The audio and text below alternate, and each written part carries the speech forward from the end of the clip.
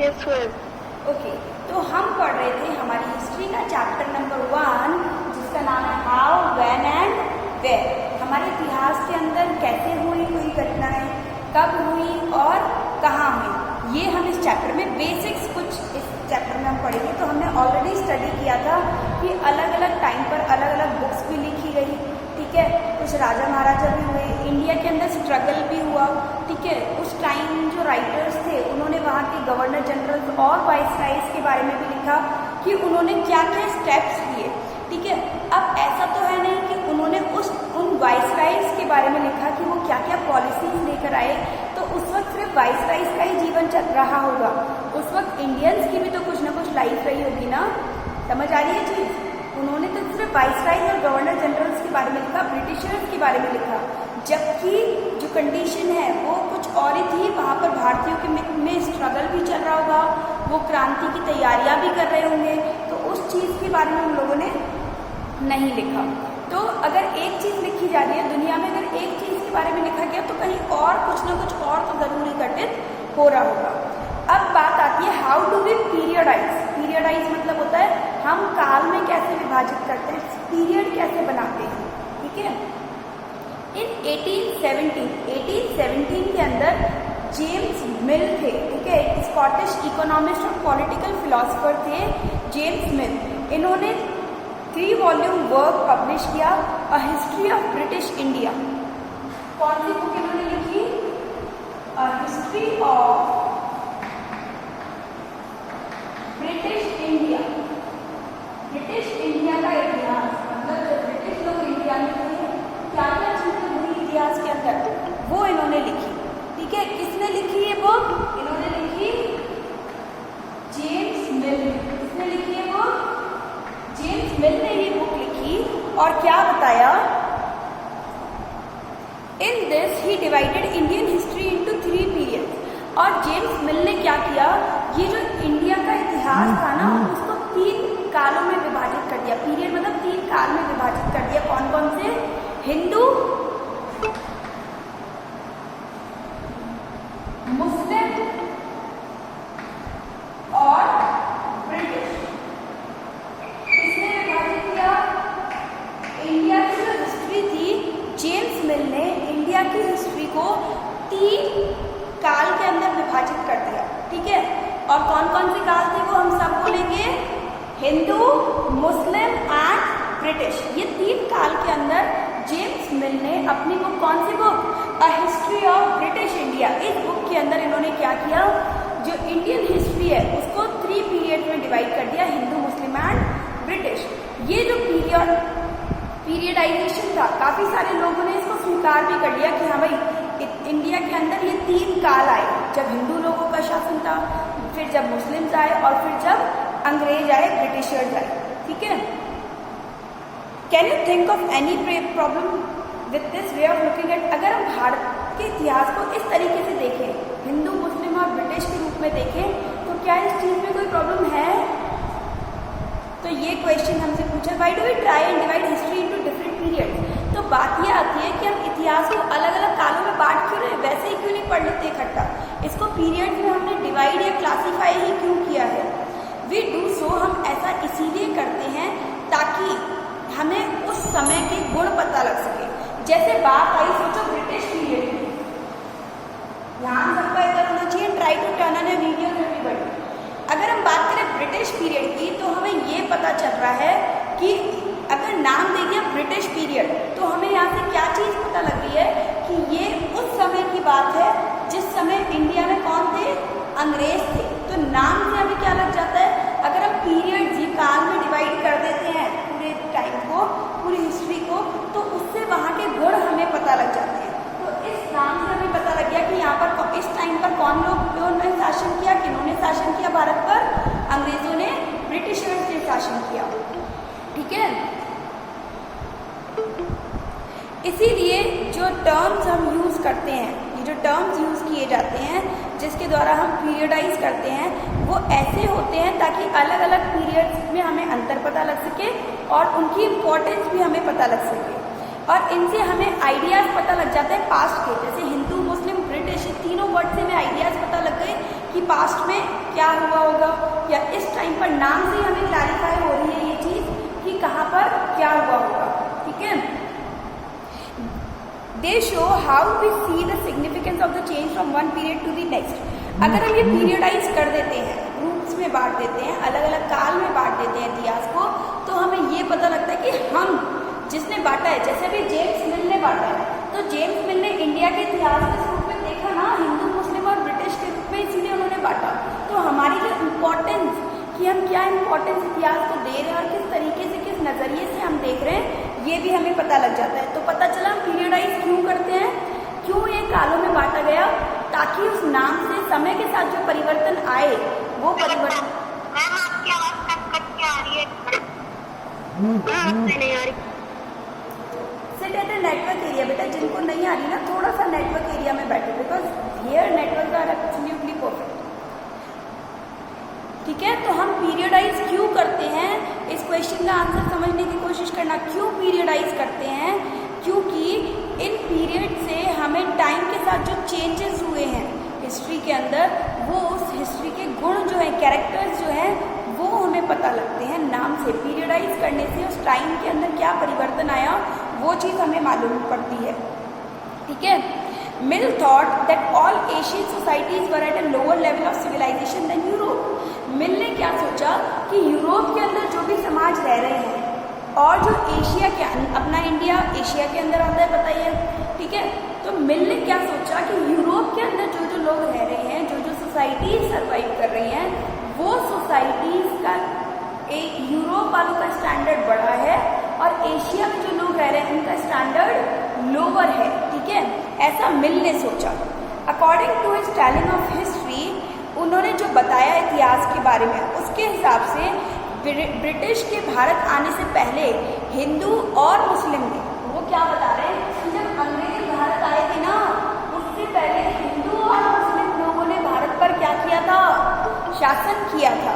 ठीक है, ये हम पढ़ रहे हैं कि ब्रिटिश लोगों के इंडिया आने से पहले जो हिंदू और मुस्लिम्स थे, उन्होंने शासन किया भारत पर, और जो religious intolerance, caste taboos and superstitious practices, जो धर्मनिरपेक्षता वगैरह या धर्म के अंदर जो इंटॉलरेंस है, ठीक है, वो कि हम धर्म को ही मानेंगे, उसके लिए कुछ और हम टॉलरेट नहीं करेंगे, है ना, जो जाति वाति वाली ये जो चीज़ें आई, ठीक है, जो जाति प्रथा आई, वो चीज़, और इसके साथ साथ जो सुपरस्टिशियस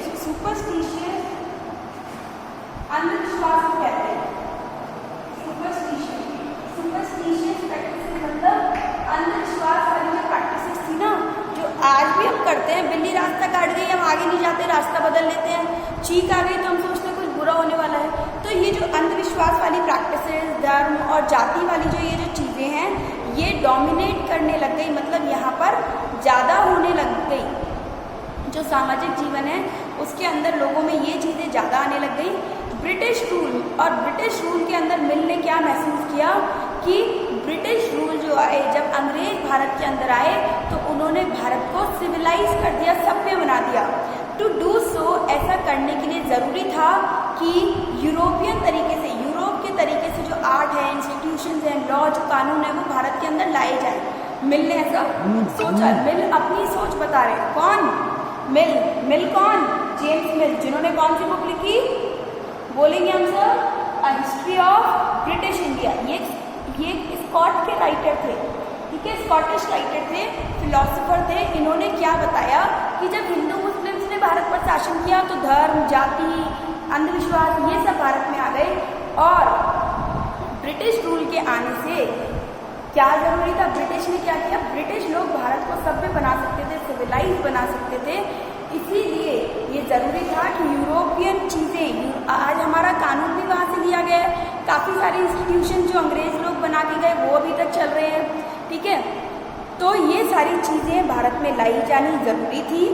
मिल ने इवन ये भी सजेस्ट किया कि जो ब्रिटिश है ना, जो अंग्रेज हैं, ठीक है, ये जितनी भी टेरिटरीज इंडिया के अंदर हैं, जितने भी राजा महाराजा हैं, उन सबको जीत लेनी चाहिए। शुड कॉन्क्वर, मतलब अंग्रेज़ों को उन सब सारी टेरिटरीज को जीत लेना चाहिए, और ये निश्चित करना चाहिए कि भारतीय लोगों के अंदर जागरूकता आए, एनलाइटमेंट आए और हैप्पीनेस आए, खुशी आए। जो लोगों का सफ़र करना है जाति को लेकर, अंधविश्वासों को लेकर जो हम परेशान होते हैं वो हम ना हो। For India was not capable, क्योंकि इंडिया बिना अंग्रेज़ों की मदद के, बिना ब्रिटिश की हेल्प के प्रोग्रेस करने के, तरक्की करने के काबिल, प्रगति करने के काबिल नहीं था। ये मिल बता रहे हैं, ऐसा मिल ने सोचा।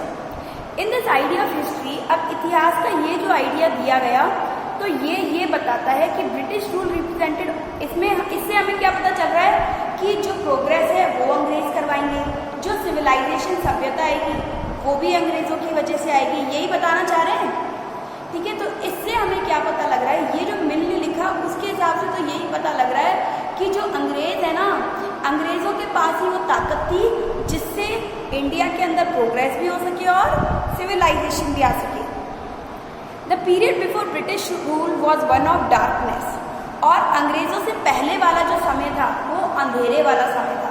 तो क्या ये बात सच है? क्या ये चीज़ सच है? क्या नो।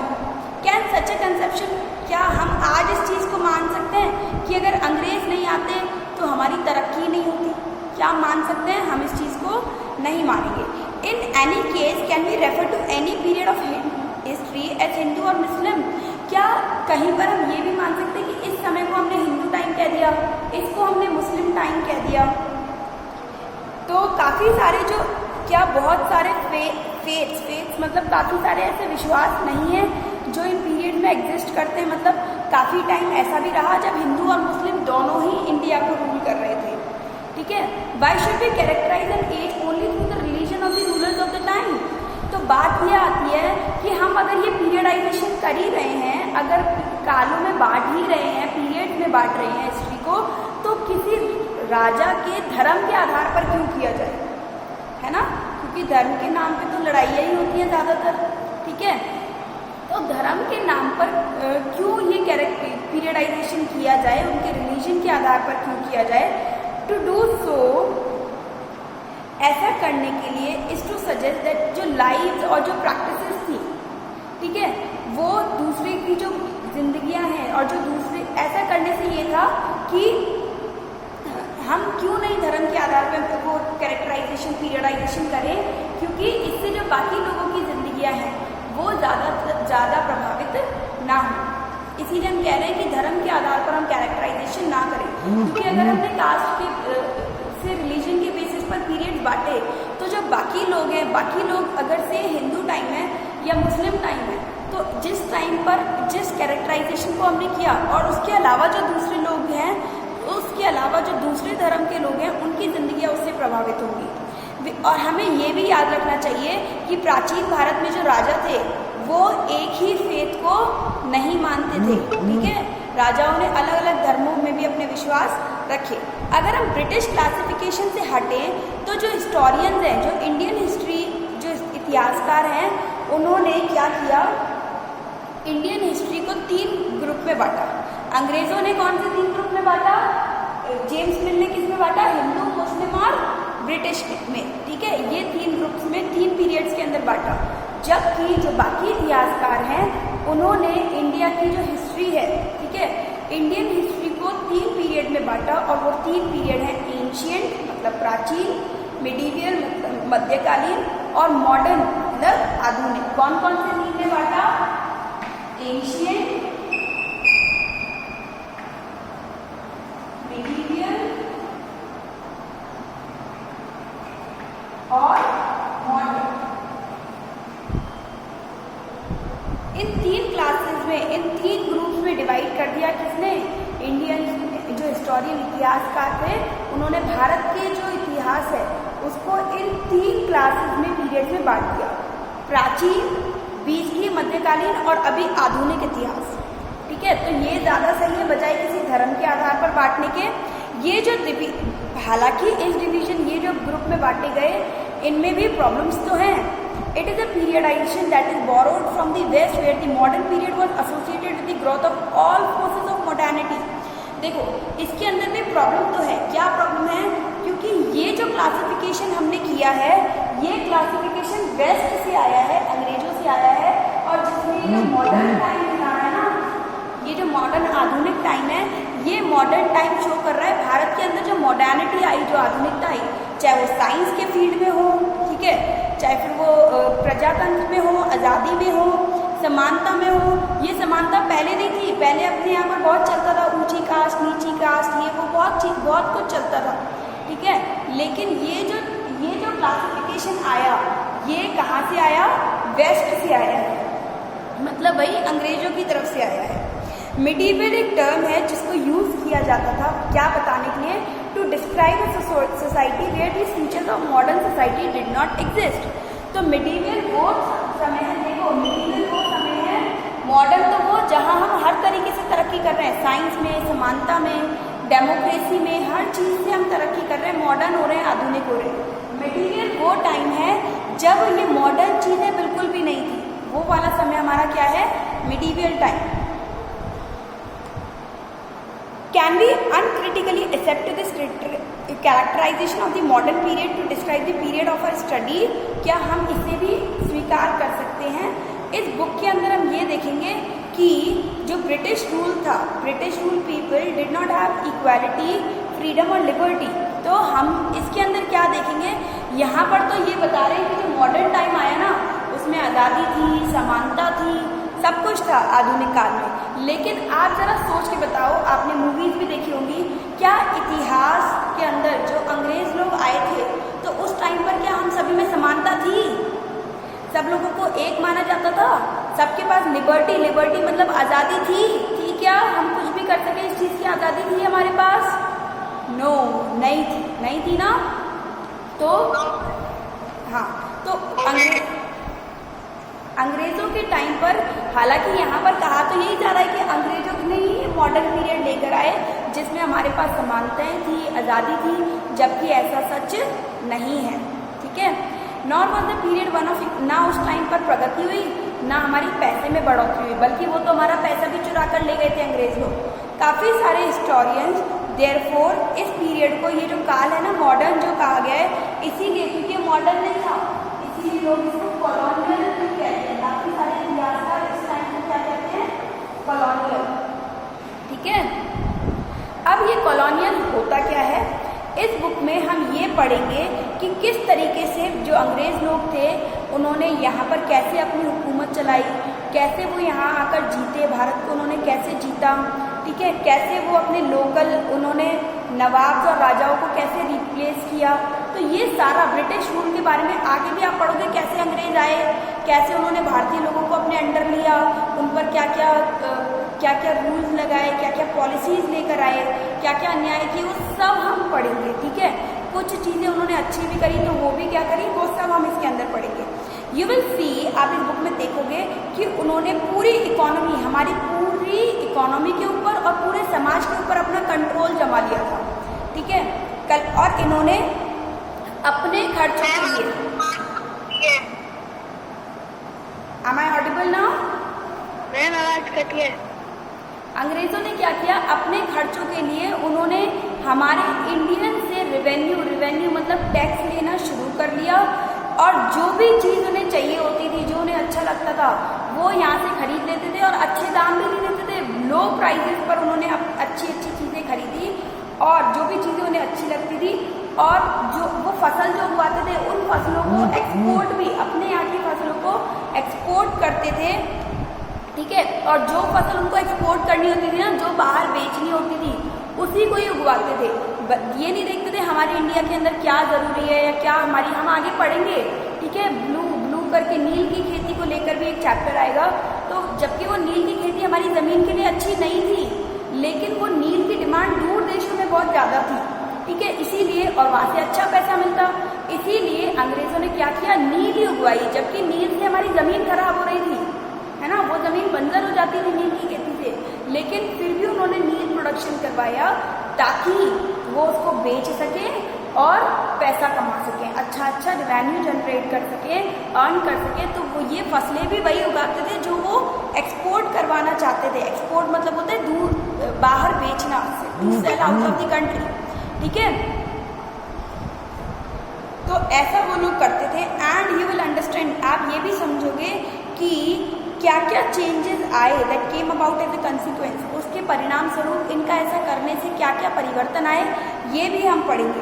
और आप ये भी जान पाओगे कि जो चेंजेस जो ब्रिटिश सरकार या जो ब्रिटिश शासन हमारे इंडिया में जो जो परिवर्तन लेकर आए, वैल्यूज़ के अंदर, टेस्ट के अंदर, हमारे यहाँ की जो संस्कृति थी, हमारे यहाँ की जो रस्में थी, उनमें भी वो लोग परिवर्तन लेके आए। क्या क्या लेके आए ये सब हम पढ़ेंगे। जब हमारी कंट्री के अंदर अलग अलग when the subjugation of one country by another leads to these kinds of, देखो अगर किसी देश के अंदर इस प्रकार से कोई दूसरा शासन करने आता है, ठीक है, जैसे आपके घर का हेड किसी और को बना दिया जाए, तो वो अपने हिसाब से हर चीज़ को एडजस्ट करेगा, ठीक है, खर्चे भी, रहने का तरीका भी, ठीक है, हर एक चीज़, खाना पीना सब कुछ चेंज हो जाएगा। तो इसी प्रकार जब एक देश पर कोई दूसरा आकर हुकूमत करता है तो इकोनॉमी में परिवर्तन आता है, समाज में आता है, कल्चर में आता है, पॉलिटिक्स में आता है। तो ये सारे जो प्रोसेस भी refer to the process as colonization, और इसी प्रक्रिया को हम क्या कहते हैं, कॉलोनाइजेशन कहते हैं, ठीक है। तो क्या होता है कॉलोनाइजेशन, जब किसी देश पर कोई दूसरा आकर शासन करे, ठीक है, leads to these kinds of, अब और उसके शासन से हर चीज़ परिवर्तन हो रही है, जो परिवर्तन आ रहे हैं, चाहे वो पॉलिटिकल हो, सोशल हो, कल्चरल हो, इकोनॉमिक हो, ठीक है, तो ये जो चेंजेस वो लेकर आता है, इसी को ही हम कॉलोनाइजेशन कहते हैं। Got it everybody. जब किसी कंट्री के अंदर कोई दूसरा लीड करे और उसके लीड करने से ये जो चेंजेस आ रहे हैं, ठीक है, समाज के अंदर, पॉलिटिक्स के अंदर, this is called colonisation. Got it everyone. देखो, you will however find that all, देखो क्या होता है, जब हमारे यहाँ पर अंग्रेज लोग आए, ठीक है, तो अंग्रेज लोगों ने क्या किया, जब यहाँ अंग्रेज लोग आए तो ये अंग्रेजों ने हर प्रकार से हमारे यहाँ पर परिवर्तन लेकर आए, ठीक है। तो यही चीज़ जब जो लोग हैं जैसे वो हैं उससे एकदम अलग कोई सेटअप बिठा दिया जाए, तो दिस इज कॉल्ड कॉलोनाइजेशन। जब अंग्रेज़ों ने अगर किसी देश के ऊपर किसी देश के ऊपर अगर कोई दूसरा आकर हुकूमत करे, ठीक है, और उस हुकूमत से क्या हो, कोई दूसरा आकर हुकूमत करे और उससे क्या हो कि जो परिवर्तन लाए जा रहे हैं, ठीक है, समाज के अंदर, ठीक है, लोगों के रहन सहन के अंदर, लोगों की संस्कृति के अंदर, ये सारे जो परिवर्तन आते हैं कि लोग पहले क्या थे उससे बिल्कुल अलग कर दिया जाए, this is called colonization. What it everybody. क्या होता है कॉलोनाइजेशन? कॉलोनाइजेशन वो है जब किसी एक कंट्री पर कोई दूसरा लीड करे और उससे जो लीड करने के साथ साथ ये सारे चेंजेस भी लाए जाए, तो दिस इज कॉल्ड कॉलोनाइजेशन, ठीक है। सो इसके आगे वी विल स्टडी, अच्छा let's study one more paragraph. You will however find out that all the classes and groups did not, आप आगे ये भी पढ़ोगे कि हर क्षेत्र में ऐसे परिवर्तन नहीं आए, ठीक है, हर जगह पर समान प्रकार के परिवर्तन नहीं आए। That is why the book is called our past in the plural, ठीक है, मतलब सभी जगह पर एक जैसा परिवर्तन नहीं आया, कहीं पर कुछ अलग परिवर्तन आया, कहीं पर कुछ और परिवर्तन आया। इसीलिए हमारी बुक का नाम जो है ना, बुक जो हम पढ़ रहे हिस्ट्री की, उसका नाम है आवर पास्ट। एस लगा हुआ है, प्लूरल लगा हुआ है। प्लूरल क्यों लगा हुआ है? क्योंकि इतिहास में सब कुछ एक जैसा नहीं था, अलग अलग था। ये जो कॉलोनाइजेशन भी हुआ, ये जो परिवर्तन भी आया, वो सब में समान नहीं थे, अलग अलग थे। तो इतिहास भी तो अलग अलग हो गया ना। इसीलिए हमारी बुक का नाम क्या है? प्लूरल है, अवर पास्ट, प्लूरल वर्ड है। What it everyone? यस, आगे हम करते हैं कुछ question answer. So open your notebook and right a question. What is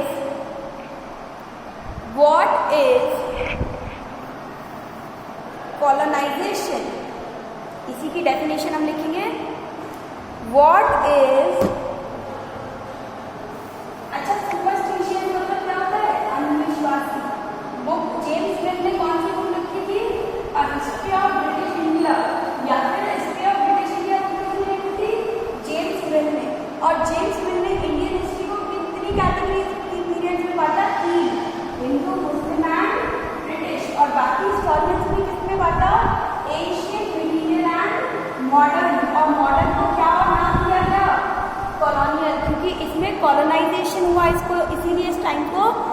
colonial नाम दिया गया। So write a question, the question is what is colonisation. ठीक है, I have already told you, मैंने पहले भी बताया है कि अगर हमारे क्वेश्चन के अंदर डेफिनेशन पूछी जाए, ध्यान रखना, तो सबसे पहले हम हेडिंग डालते हैं। So let's put a heading here, colonisation.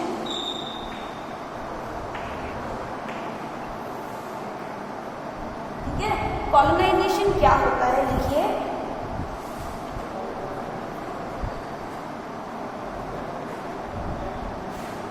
When the subjugation means होता है कंट्रोल, अधिकार। ठीक है, when the subjugation of one country, जब किसी एक देश का जो कंट्रोल है वो किसी दूसरे के द्वारा किया जाए, बाय अनदर, और इससे क्या है, और इस सब्जुगेशन से, इस अधिकार से क्या हो, leads to,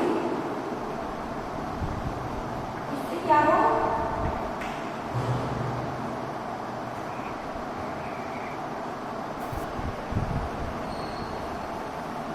Leeds to political,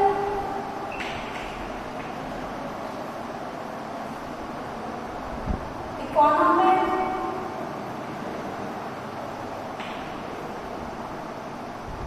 social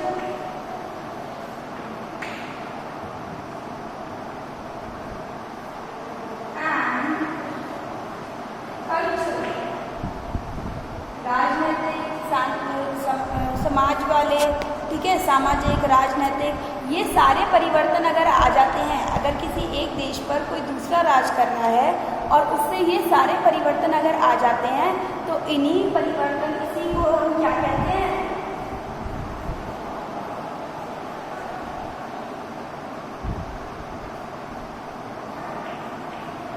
this process, इस प्रक्रिया को हम कहते हैं, इज कॉल्ड कॉलोनाइजेशन। इसी को ही हम कॉलोनाइजेशन कहते हैं, मतलब कॉलोनीज डिवाइड करते हैं। ठीक है, इसीलिए इस पीरियड को, जो मॉडर्न पीरियड है, उसे कॉलोनियल पीरियड भी कहा गया। Right it down quickly everyone. Ma'am camera थोड़ा नीचे करना।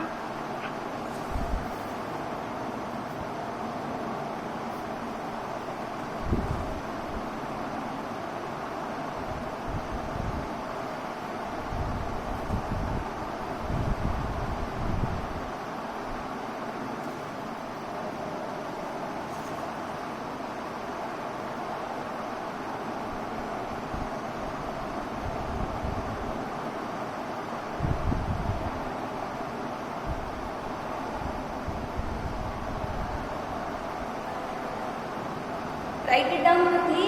Now we will do the next question.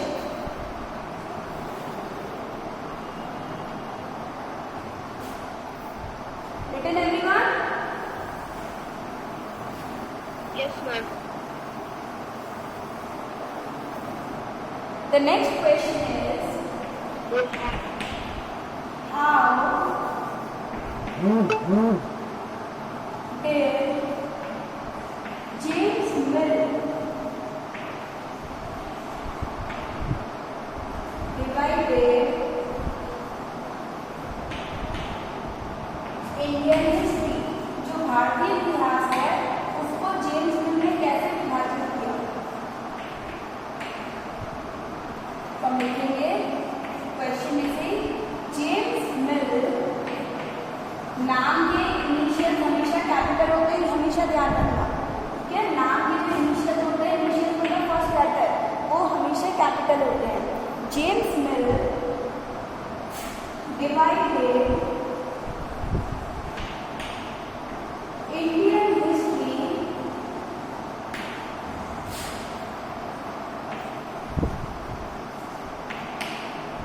into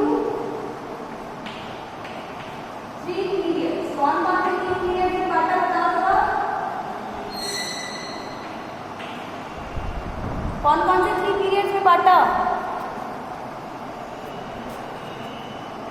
ancient, medieval and modern. ये जेम्स मिल ने बांटा था क्या इसमें? बेटा जेम्स मिल ने तो बांटा था हिंदू, मुस्लिम एंड ब्रिटिश।